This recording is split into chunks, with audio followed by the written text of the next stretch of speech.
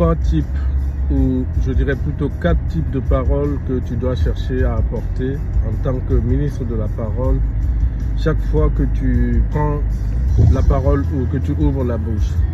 Dans cette vidéo, je vais te donner 4 types de paroles que un ministre de la parole, donc quelqu'un qui est appelé au ministère, doit chercher à apporter au peuple de Dieu. Alors, je ne suis pas en train de dire que c'est une doctrine, mais c'est ce que moi je comprends et que je veux partager avec toi. Le premier type de parole que tu veux chercher à apporter quand tu es un ministre de la parole, c'est une révélation. Une révélation, c'est une parole qui vient dévoiler la parole de Dieu, qui vient révéler ce qui est caché sous les versets. C'est quand tu arrives à extraire quelque chose que les autres n'ont pas vu de la parole de Dieu. C'est quand tu arrives par l'inspiration du Saint-Esprit, bien sûr, à jeter un nouveau regard sur la parole de Dieu. C'est ça l'inspiration. Maintenant, c'est ça la révélation. Une parole de révélation, c'est quand effectivement tu arrives donc à recevoir par le Saint-Esprit une autre vision, une compréhension plus profonde, nouvelle même de la parole de Dieu. Maintenant, la révélation est bien, mais il faut savoir que la révélation peut être brute. Il faudra peut-être l'améliorer avant de la relâcher. Peut-être que le Saint-Esprit va te donner juste un début, une ébauche, et tu devras développer en appuyant cela par des versets bibliques. Aussi, la révélation doit apporter quelque chose dans la situation actuelle présente des gens. Il faut qu'elle soit applicable et actuelle dans la vie et la situation des gens. Si tu donnes des révélations qui sont stratosphériques, qui n'apportent rien aux gens qui sont là, ça ne sert pas à grand chose. Souvenez-vous, dans le livre de Daniel, Dieu va dire à Daniel de sceller d'abord la révélation jusqu'au temps convenable pour la révéler. Donc, tu peux avoir une révélation pour dans 10 ans, si tu la relâches aujourd'hui, ça n'apportera pas grand-chose. Donc, la révélation, la première parole qu'il faut chercher à apporter, selon moi. La deuxième sorte ou type de parole qu'il faut chercher à apporter, c'est une parole prophétique. Une parole prophétique, c'est une parole, comme son nom l'indique, qui va venir annoncer aux gens quelque chose que Dieu est sur le point de faire, que tu sens par l'esprit que le ciel est en train de vouloir dire ou faire dans le temps actuel, dans le temps présent ou infiniment sous peu ou dans le futur. Une parole prophétique, c'est une parole aussi qui vient et qui tombe à pic pour répondre aux questionnements, aux besoins des gens qui t'écoutent. Quand tu finis parfois de prêcher, moi ça m'arrive par la grâce de Dieu et je crois que ça arrive à toi aussi. Les gens viennent te voir et te disent « Waouh, là quand tu as parlé de ça, c'est exactement ma situation. Voici, c'est exactement la question que je me posais. Homme de Dieu, vraiment Dieu t'utilise, tu es inspiré de Dieu. » Parce que la parole que tu auras relâchée, elle correspond à la situation actuelle, elle répond à une question présente des gens.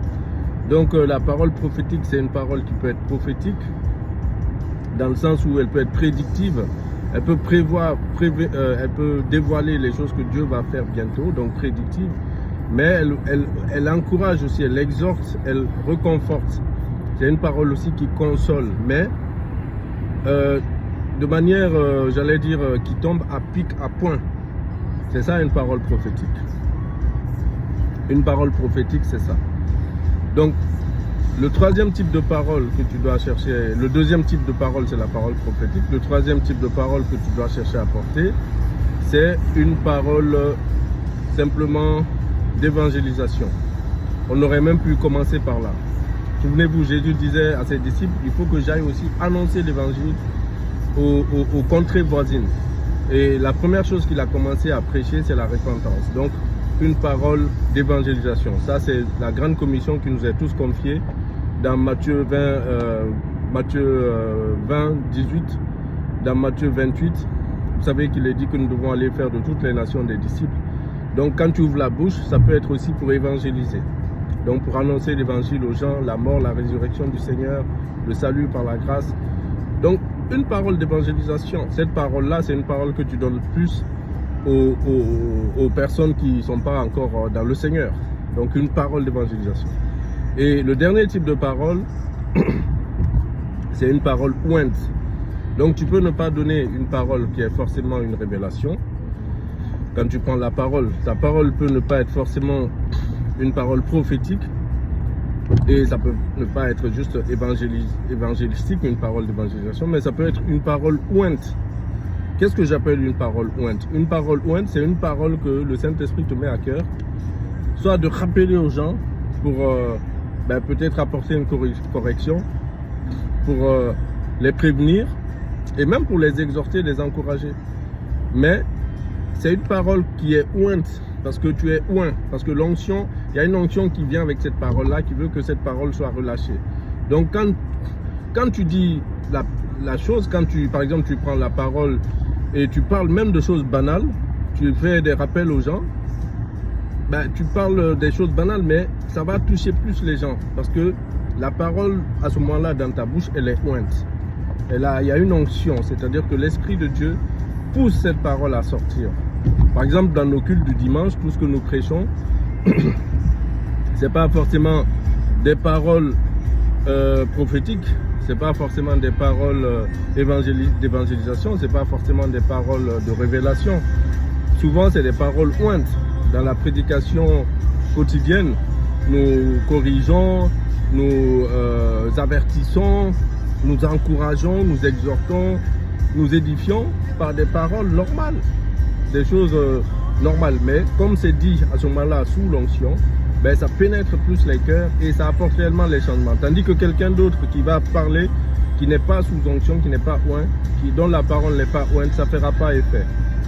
Et voilà donc les 4 types de paroles. Maintenant, pour avoir tout ça, la seule voie, le seul moyen que moi je connais, c'est de rester dans la consécration. La prière, la lecture, la méditation de la parole, le jeûne fait que notre parole est ointe, nous recevons les révélations de Dieu, nous avons des paroles prophétiques et effectivement quand nous évangélisons, le Saint-Esprit convainc les gens et touche les cœurs.